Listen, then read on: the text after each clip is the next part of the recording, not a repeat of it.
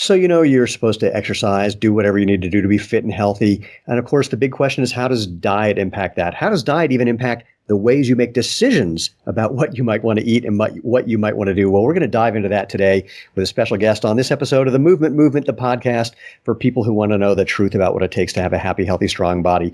Typically starting feet first, but we're going to move up a couple of feet and talk about some gut things today. Because, feet are your foundation. And what we talk about here on this podcast is all the mythology, the propaganda, sometimes the lies you've been told about what it takes to run or walk or hike or play or do anything that you like to do, and do that enjoyably and efficiently. And did I say enjoyably? That's a trick question. I know I did, because look, if you're not having fun, do something different till you are. Life is way too short to make yourself more stressed out by trying to get less stressed. I am Steven Sashen, CEO of ZeroShoes.com, your host of the Movement, the podcast. We call it that because we're creating a movement that involves you. It's really simple, doesn't cost anything or even take your time, about natural movement, where we're helping people rediscover how using your body naturally is the better, obvious, healthy choice, the way we currently think about natural food. And so the way you're involved in that is simple. Go join us at www.jointhemovementmovement.com. You'll find all the previous episodes, all the ways to interact with the podcast, all the places you can like and share and give us a thumbs up, and all those things that you know to do to help spread the word. That's creating the movement. In short, if you want to be part of the tribe, please subscribe. So let us jump in. David Perlmutter, it is a pleasure to see you again. It's been way too long. First of all, hello. And for the few number of people who don't know who you are, tell them who you are and what you do. Gee whiz. Well, I'm a grateful father and husband, first and foremost. And secondly, I'm a neurologist. I've written a few books along the way. I practice a type of approach to medicine that's much more patient-centric and preventive than I think, typically you'd find.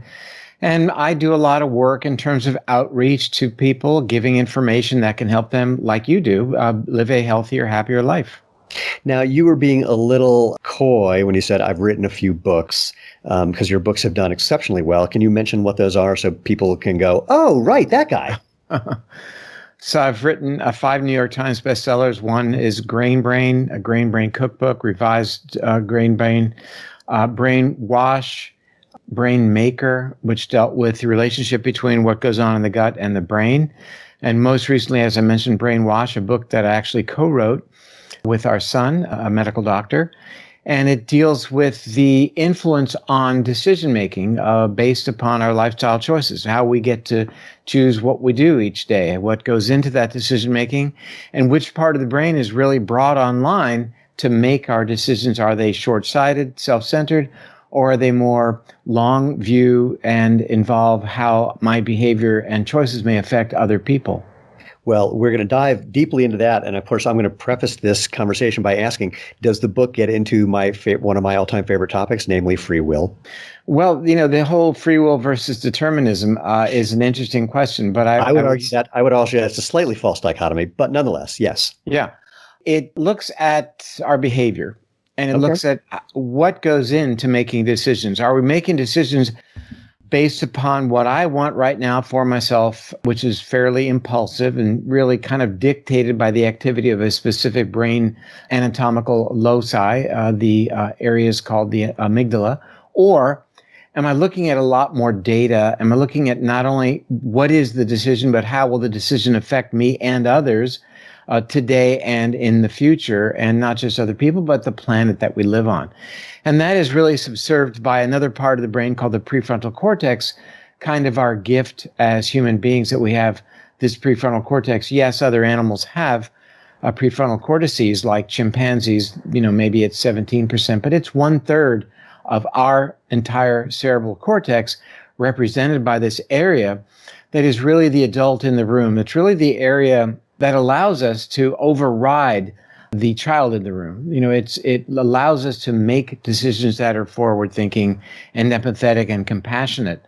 So there's so much that conspires against having that run the show these days that takes us away from making good decisions and really disconnects us from good decision making, a term that we've called disconnection syndrome, whereby the adult is not in the room anymore, the child in charge. And the decisions are based upon what I want now, what I want for me, my future and the world be damned. And we really are doing everything we can in this book to give people the tools to reconnect to that part of the brain, to virtually and certainly functionally bring the adult back into the room for better decision making. It's so interesting because if we think about human beings from a evolutionary biological perspective, we aren't wired for a lot of the kind of decisions that we're trying to make. Or I'll say it slightly differently. It seems to me that there's so much happening prefrontal cortex that argues with that is arguably in certain ways more powerful. And the prefrontal cortex just hasn't gotten smart enough in many ways. I think about Daniel Gilbert at Harvard, who wrote a book that some people ask me, like, what books changed my life? That one, I don't know if it changed it, but it certainly shaped it dramatically, which is, we're constantly trying to figure out what we need to do to be happy or not unhappy in the future. We're horrible at figuring that out. We're even worse at remembering how horrible we are at it. And then, of course, we think we're magic and special because if we met 1 million people who got the thing that we thought would make us happy and found out they're no happier than we are, we'd still go, yeah, but if I got it. I know all those people who won the lottery aren't any happier now, but if I won the lottery.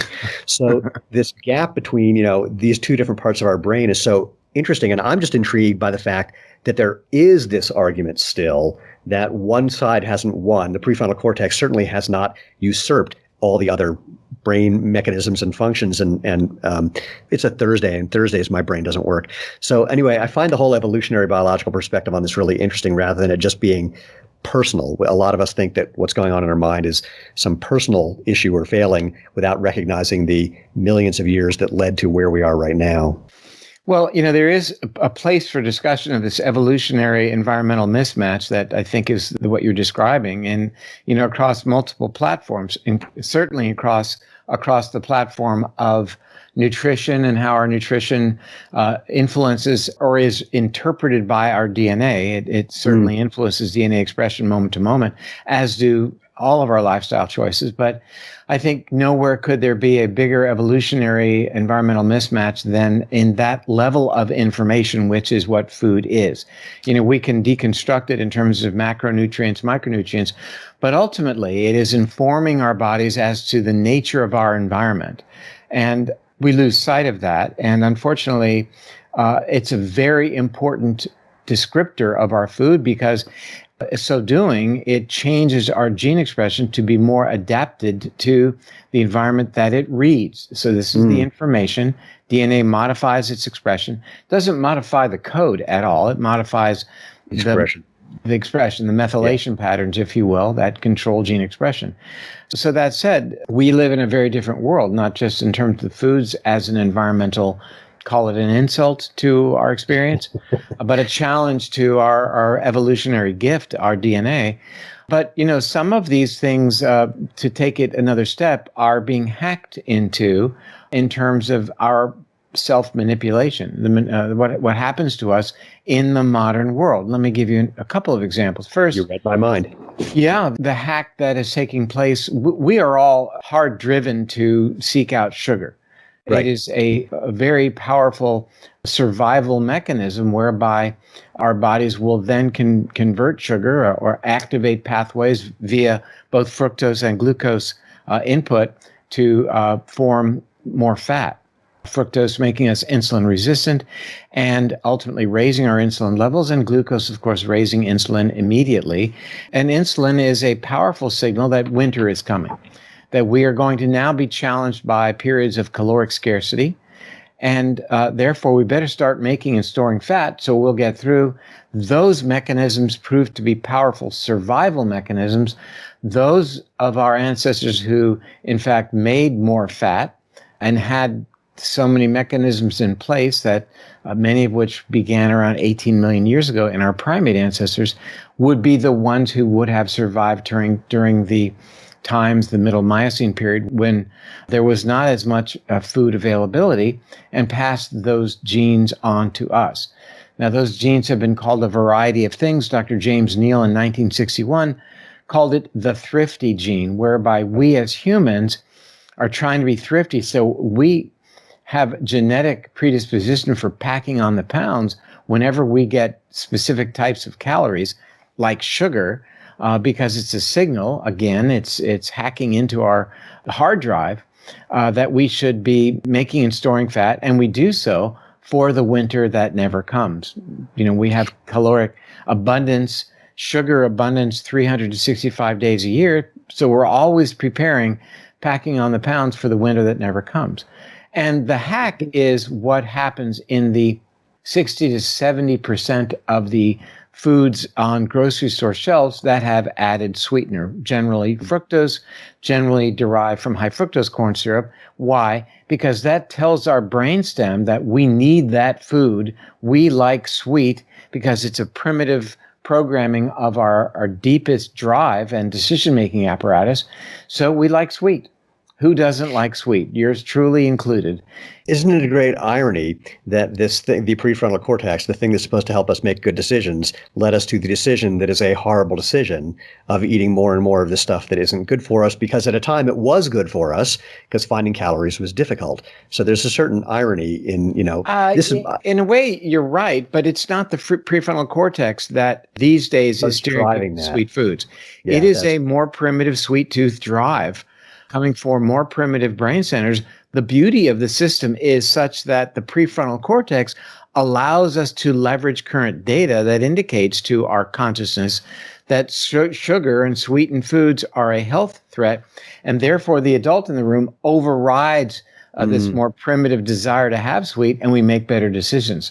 That's what it's all about. It's better decision making based upon letting that adult in the room say, I know you want the jelly donut for breakfast, but you know what? We're going to have a couple of scrambled eggs or a salad or whatever it may be. Whatever that prefrontal cortex is able to garner from learning, that's been incorporated into higher cortical function to allow for making a more appropriate decision that leads ultimately to a long-term outcome of better health. It's the long game that the prefrontal cortex is playing as opposed to the short game that the amygdala, for example, is playing, that I want that jelly donut today, the rest of everything be damned. It's what I want. I'm going to have it. Well, anyone who makes the decision of salad for breakfast has other problems that we'll have to deal with. That's just, not right. I'm not sure it's a problem. I mean, somebody said that you don't have, at breakfast, you have cereal or you have toast and eggs. But you can have whatever you want. I mean, and that breakfast can be 3:00 in the afternoon. True. Right? Breakfast is breaking your fast. And so having a salad at noon or 3:00 in the afternoon, that seems okay. That's something Grandma wouldn't object to. Well, admittedly, when I make a smoothie for breakfast, it has more spinach than any salad I've ever eaten. Right. So, there you go. Yeah, there you go. You'll appreciate this. I was taking a walk with a friend of mine who was saying, I'm just trying to get healthier. I just need to listen to what my body wants to eat. And I literally fell on the ground and started laughing. I said, I know what your body wants to eat. It wants to eat candy and ice cream and French fries. You just have this idea that you could do this thing called listening to your body that would allow you to eat things that you think will make it change its shape into one that you find more acceptable. But that ain't the way it's going to go. So no, and there's a lot of sound bites that are involved there. It's these colloquialisms that say, well, just listen to your body. No, Your body wants fat, salt, and sugar. And that's what has led to our ability to survive. The consumption of salt helped in the day to keep our blood pressures up when we were dehydrated.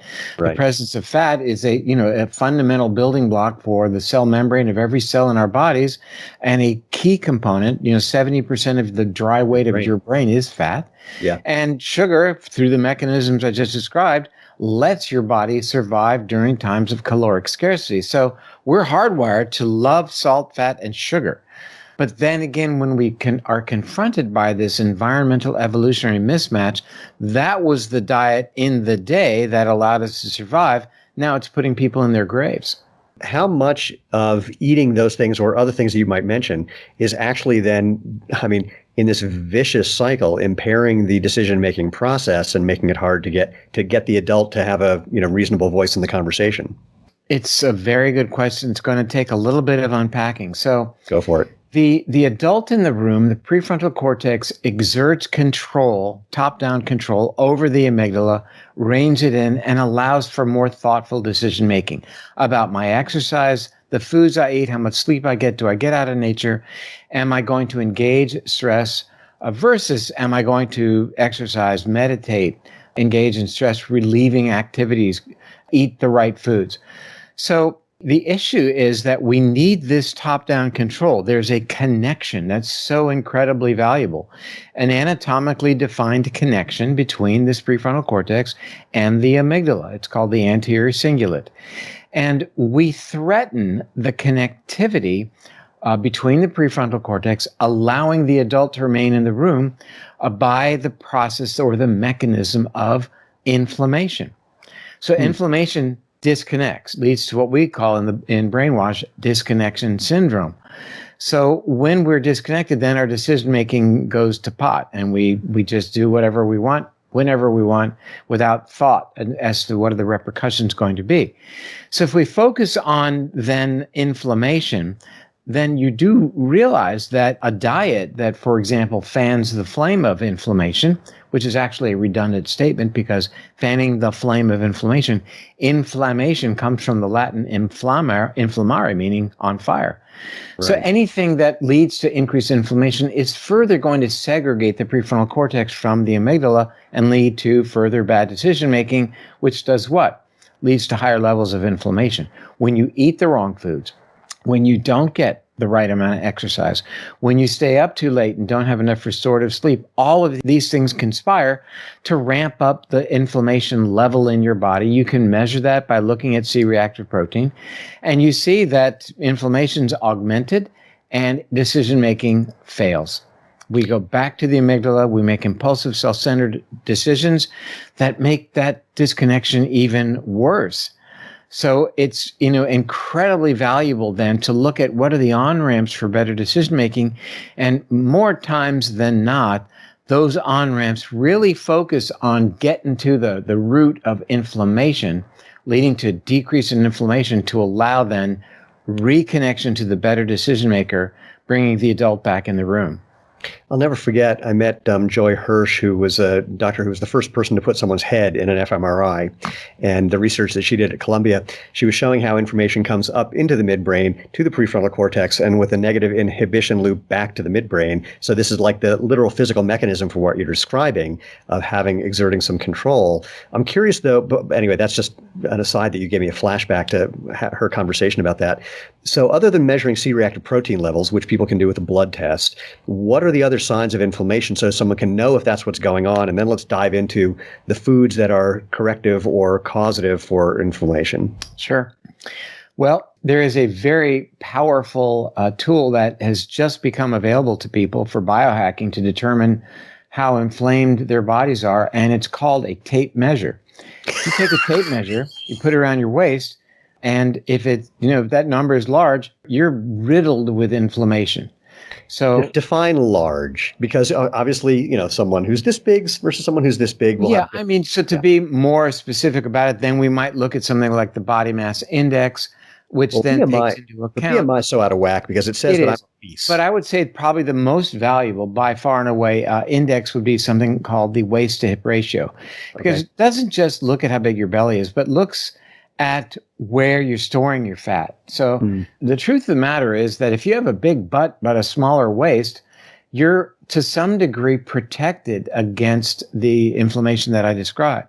So it's really about this central abdominal obesity or adiposity that really makes us realize it's not just being fat or being heavy, it's the distribution, i.e. the type of fat that has such an important role to play in augmenting inflammation.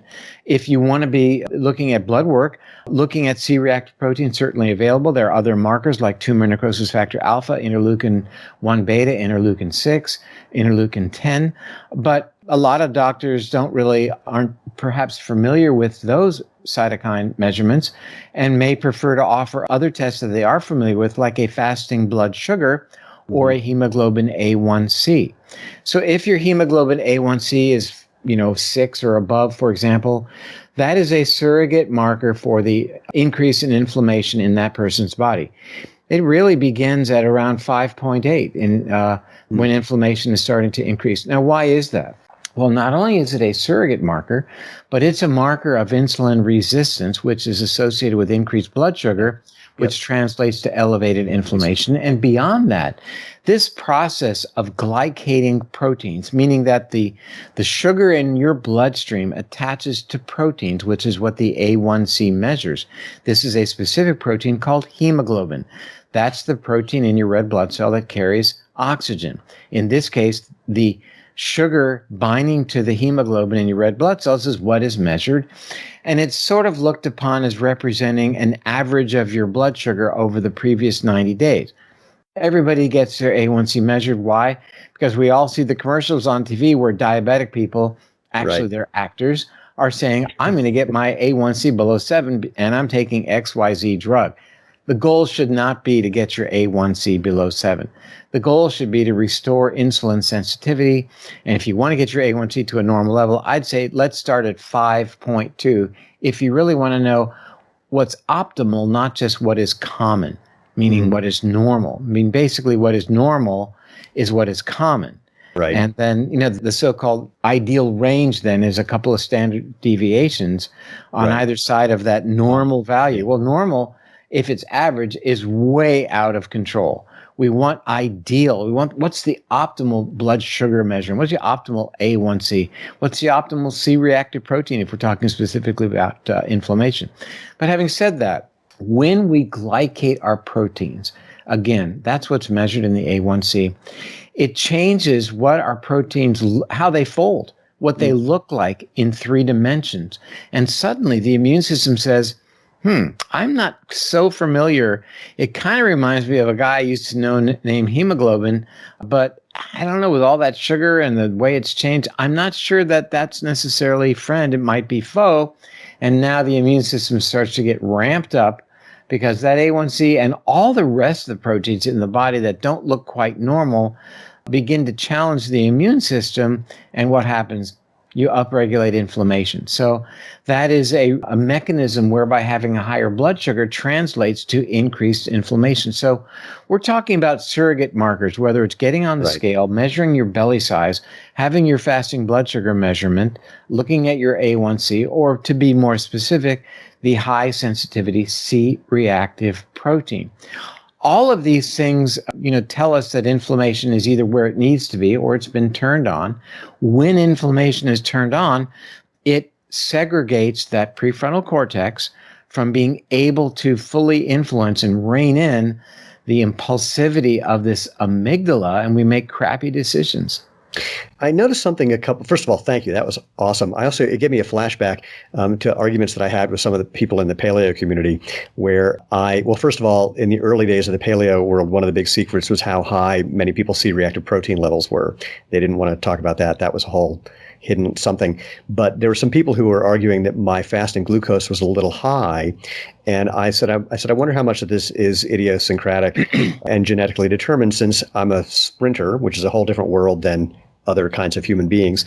But I said, but FYI, I actually had a glucose tolerance test in a hospital, and they pumped me full of 150 grams full of glucose. And of course, my blood sugar went up.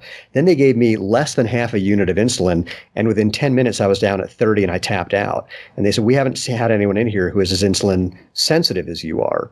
And so it was an interesting thing where my resting glucose was high. It wasn't high, but it was higher than what some people in that community thought was ideal. But my glucose tolerance or my insulin sensitivity was also extraordinarily high.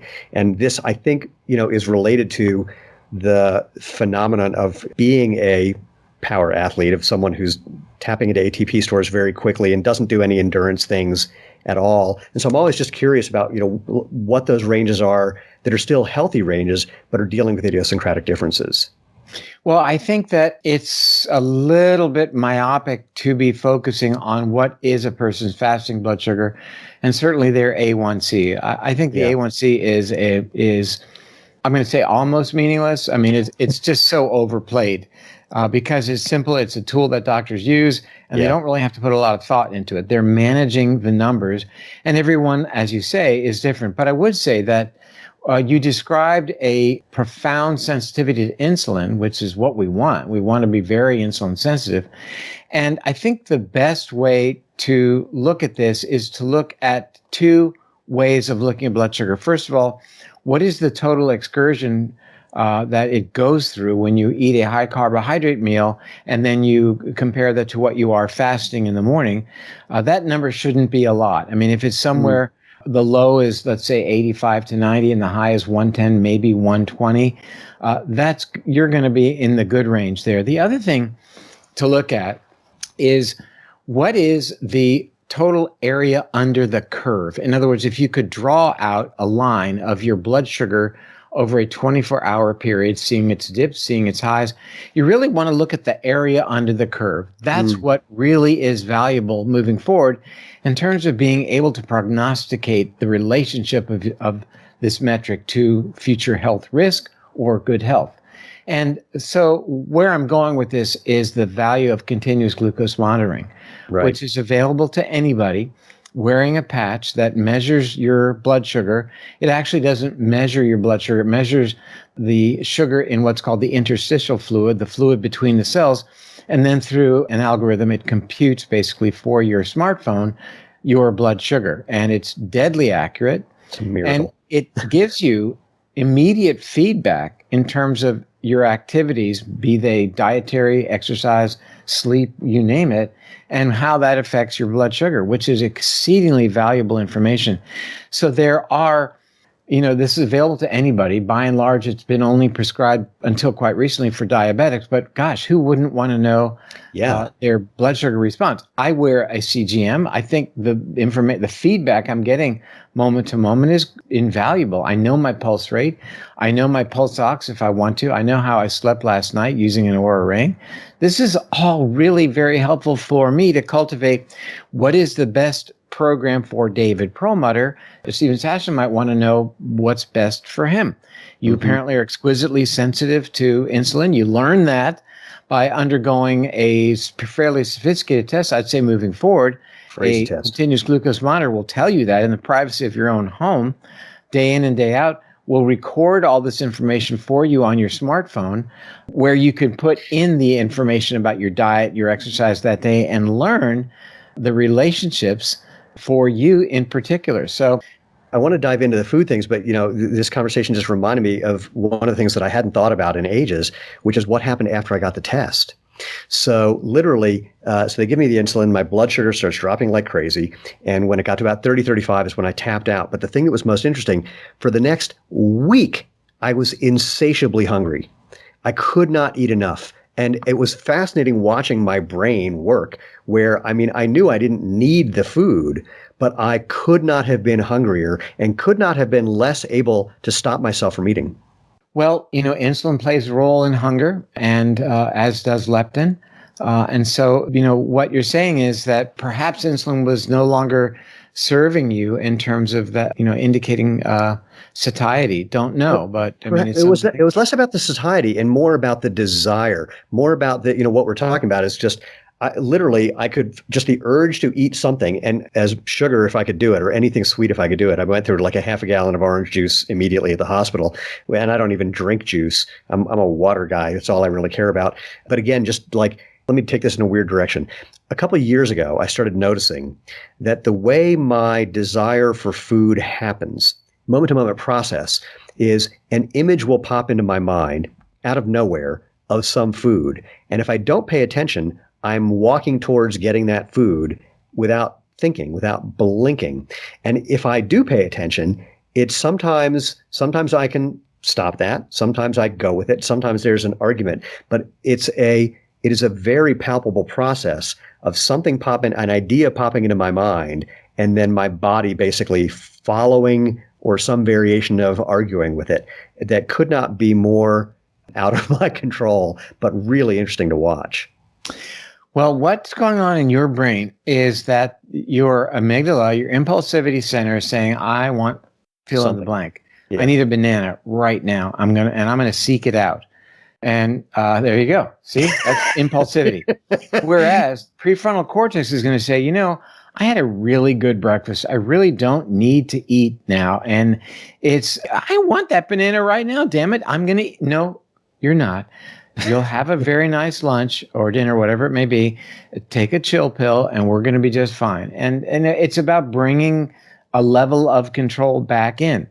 one of the powerful motivators to eat is not the level of blood sugar per se, although it is, but the rate of fall.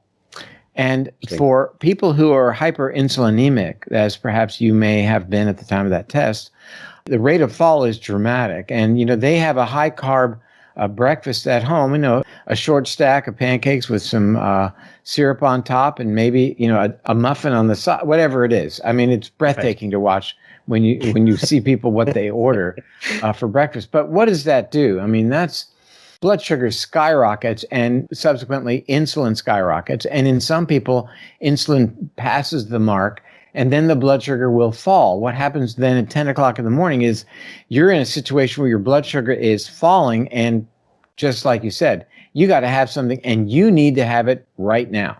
Mm-hmm. And it's why in the middle of the morning, people are busting out the bagel or the muffin or whatever somebody may have brought into the office or something like that, because they're going from blood sugar peak to blood sugar fall back and forth all day. And again, that is why we want to look at the area under the curve to get a sense as to where a person is, as opposed to spot checking a blood sugar along the way and say, oh, your blood sugar is fine. Because when we happen to look at the video, the one still image that we took out showed that it was okay.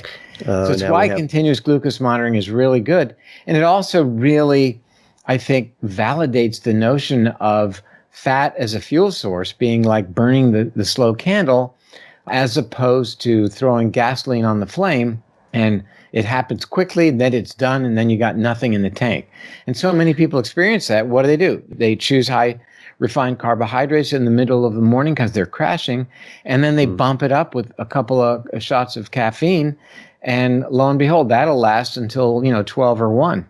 So we've been tempting people's appetite by talking about all these delicious high carb things, while simultaneously saying that these are not necessarily good for what your brain needs to do to achieve optimal long-term health. Let's move into the things that people could be eating instead that can actually get the adult back in the room, get the prefrontal cortex back online, making better long-term decisions. Well, first, let's set the table for better decision making. And what I mean by that is, let's avoid what we just talked about. Let's avoid the peaks and valleys as it relates to blood sugar, because when you're crashing towards that valley, you're not going to make a good decision. Right. If there is something in the refrigerator that will get your sugar back up, you're not saying that to yourself, oh, I need something to raise my blood sugar because it's falling so precipitously. You're saying, man, that donut looks great. I'm all in. There's no prefrontal cortex involved in that decision, I can promise you. And we've all been there.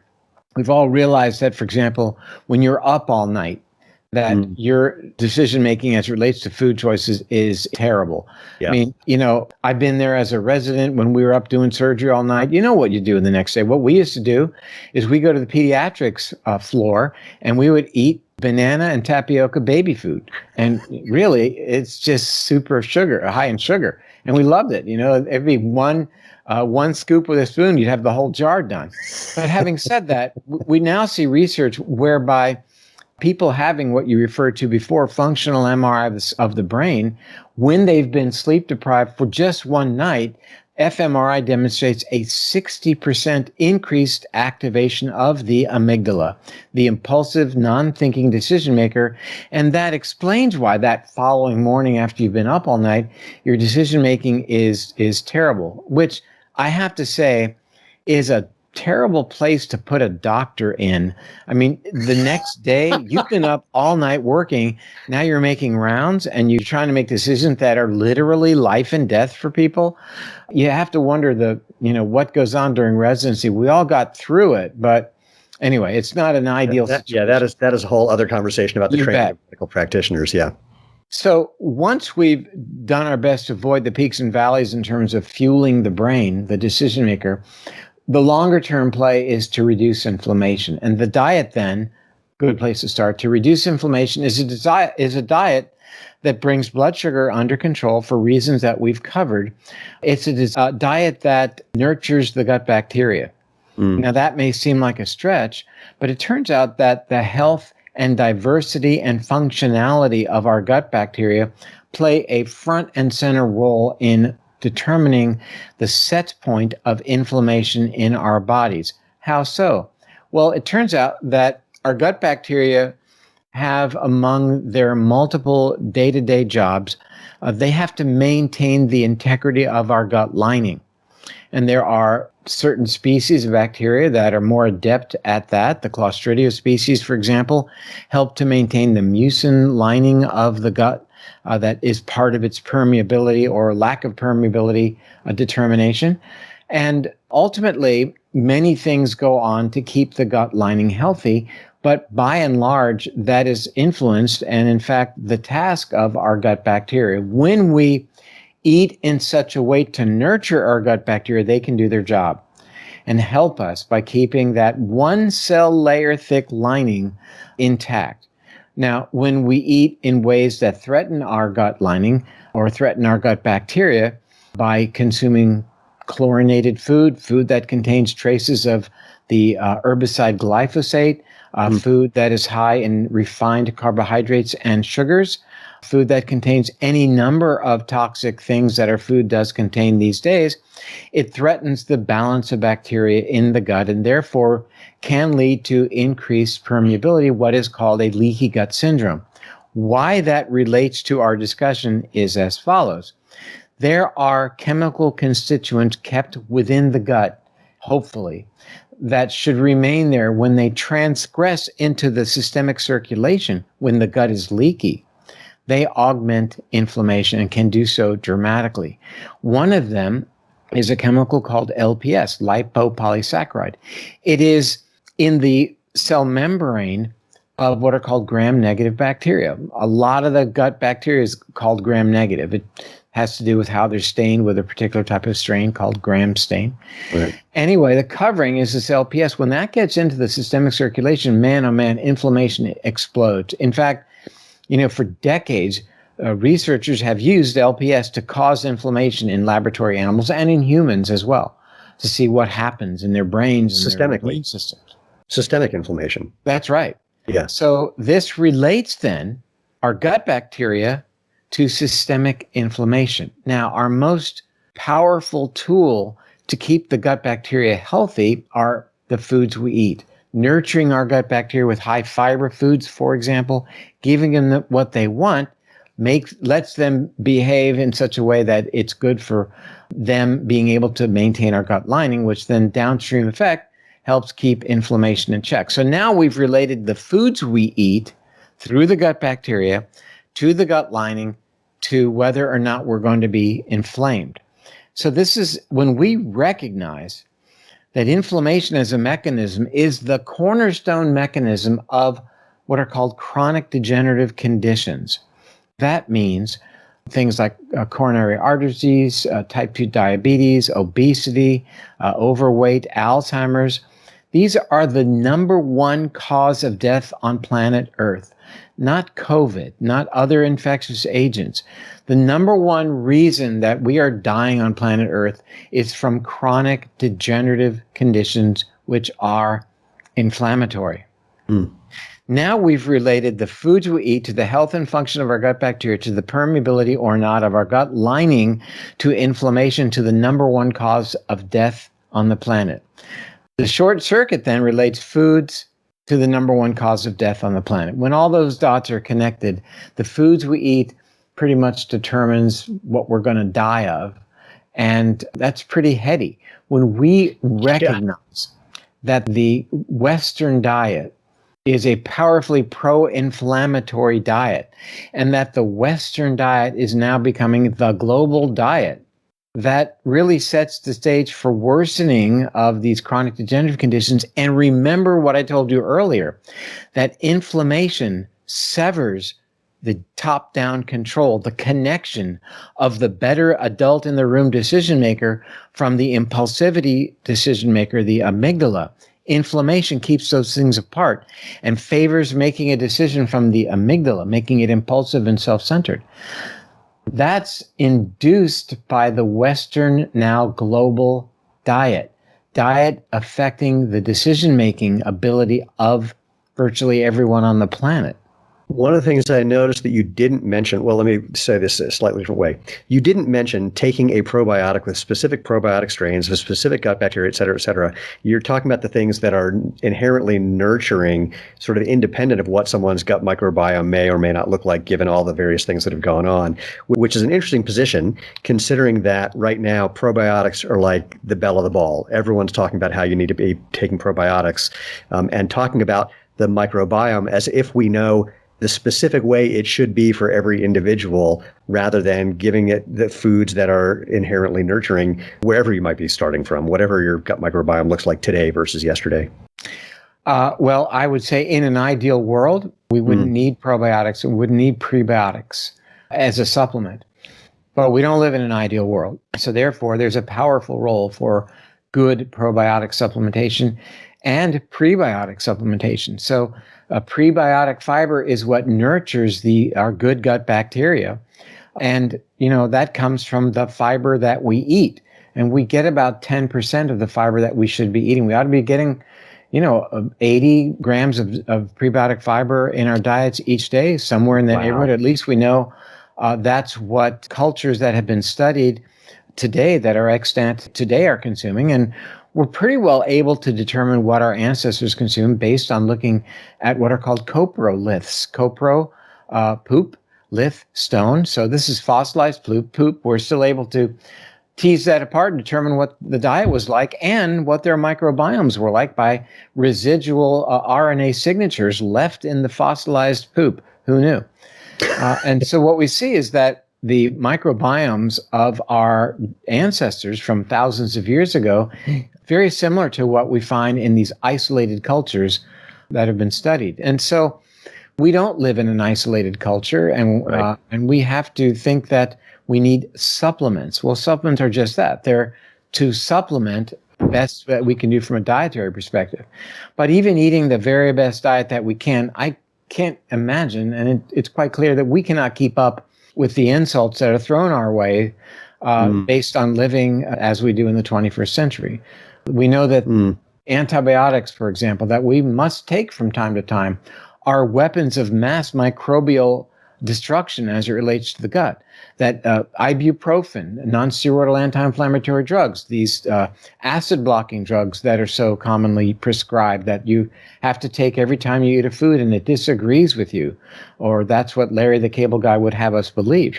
These dramatically affect the health and diversity of our gut bacteria. So therefore, taking a good probiotic does make sense, and nurturing our bacteria with a prebiotic supplement.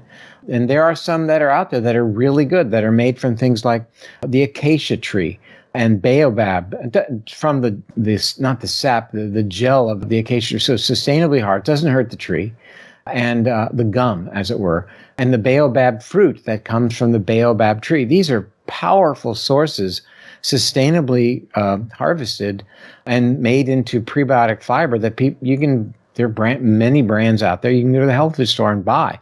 I do that. I supplement with prebiotic fiber every day and a probiotic and a variety of other things, because I don't live in hunter-gatherer times, and I'm not living today in a place that has very little contact with the outside world.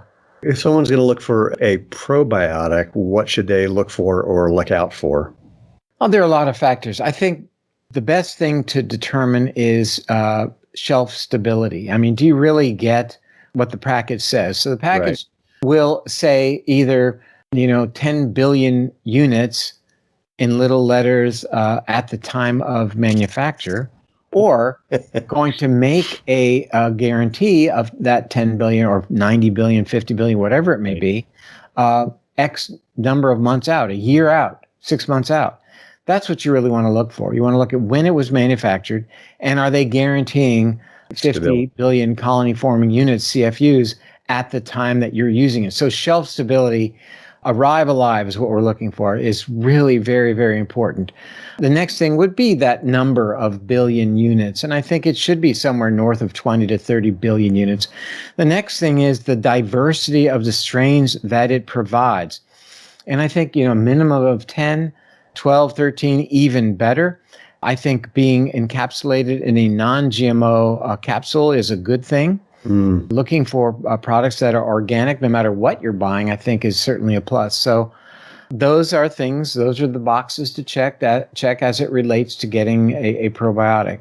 Same thing with a prebiotic, but they're not generally, I guess there are some ones that are encapsulated out there, but they generally are bags of fiber that you can consume. So I like the sustainability part of the story because, as with anything, we want to be using products that aren't going to further impact the environment, which is becoming such a central issue these days. As you and I are having this conversation, we are seeing record-breaking temperature and drought in many areas of our country. So whatever we can do in a small way that is less impactful on the environment, I think the better. Yeah, I could not agree more. We're in a place where we're seeing the impact on a daily basis. As we were talking before we started this, it's been hotter and drier earlier than ever before. I've been in Colorado 27 years. I've never seen it this green this early and already starting to turn this brown this early. I'm very curious to see what the rest of the summer looks like. Anyway, I want to wrap this up by asking you this one question. When you and I met a couple of years back, whenever the hell that was in Denver, you and I talked about how movement is a hugely important part of people's health that is incredibly overlooked. When are you going to write that book, David? Well, actually, it's in Brainwash. Brilliant. And, we kind of riff off the notion of sitting is the new smoking.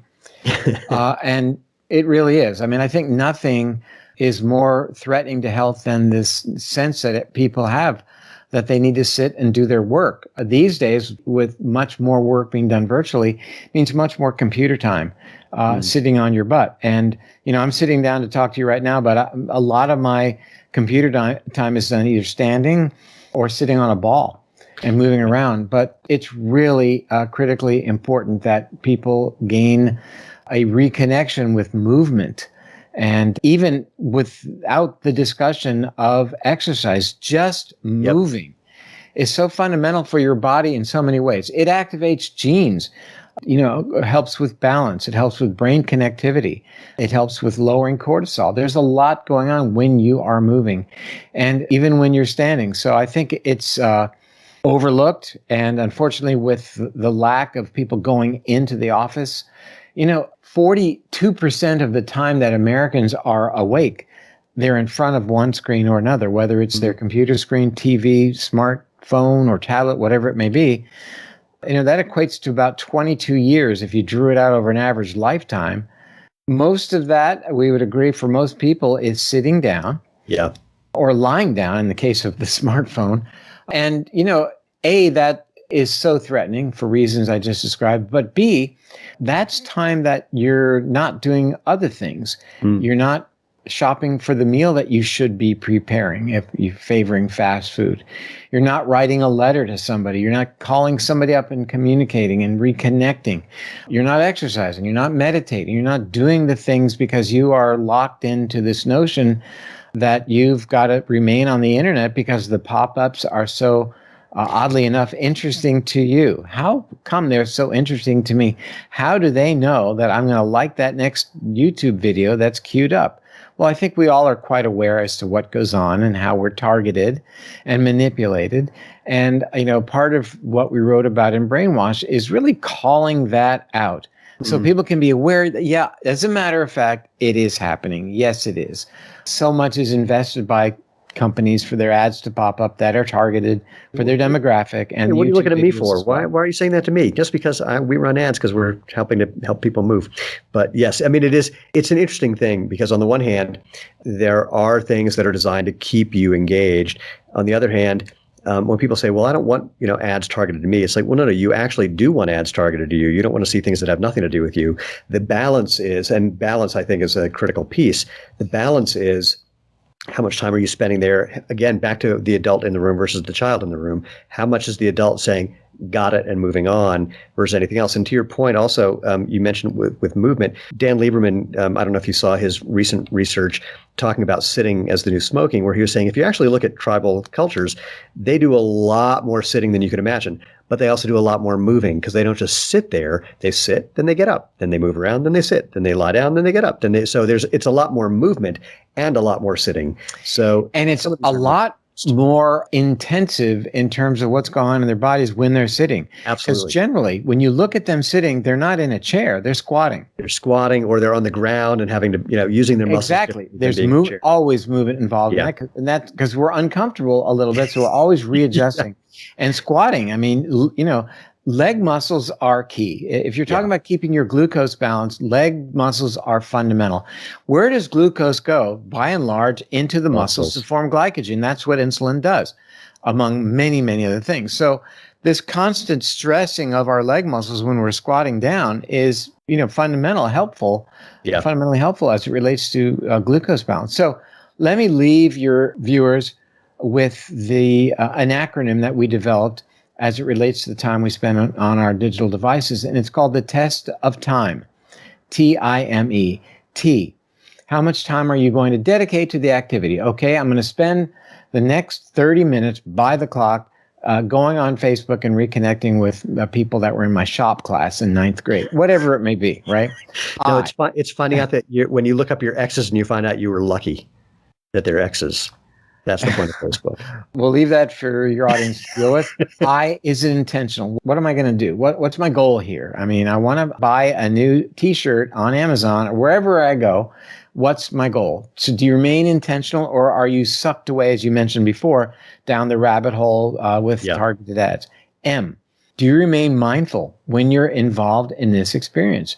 Are you distracted? Are you looking around and talking on the phone while you're surfing the internet? Smoking a cigarette, whatever it is that people tend to do at the same time that they should be concentrating on the task.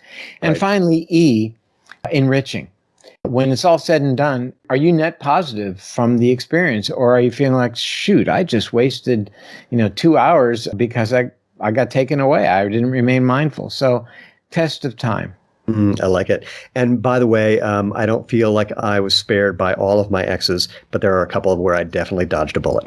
So I don't know who's listening. David, if people want to find out more about the work that you've been doing, what do you recommend they do to do that? My website is, oddly enough, drperlmutter.com, drperlmutter.com.